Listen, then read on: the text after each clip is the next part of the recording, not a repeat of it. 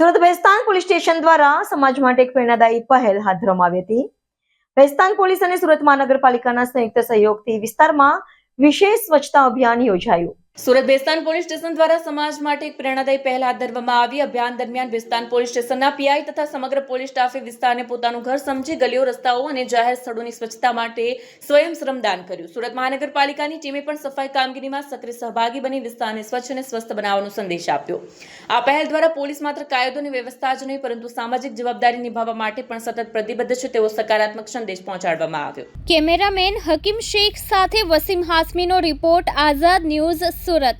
આજરોજ Bhestan police station વિસ્તારમાં આવેલ સંજયનગર જે સોસાયટી છે, ખૂબ મોટી સોસાયટી છે, જે વિસ્તારમાં કોર્પોરેશન સાથે રહીને સાફ સફાઈ કેવી રીતે ચાલી રહી છે તે બાબતનું નિરીક્ષણ કરવામાં આવ્યું અને કોર્પોરેશનના અધિકારીના સંકલનમાં રહીને હજુ મેક્ઝિમમ આમાં સાફ સફાઈ થાય એવા પ્રયત્ન કરવામાં આવ્યા ભેસ્તાન પોલીસ દ્વારા।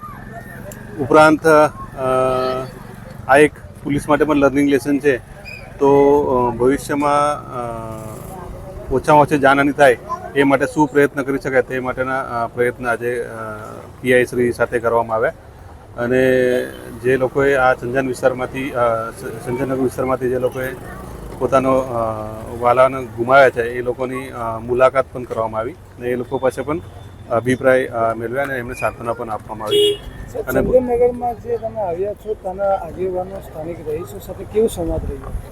ખૂબ જ પોઝિટિવ સંવાદ રહ્યો છે અને સાફ સફાઈ પણ દિવસ રાત ચાલી રહી છે અને ટૂંક સમયમાં એ અમે કમ્પ્લીટ પૂરું કરશું કોર્પોરેશનના સંકલનમાં રહીને।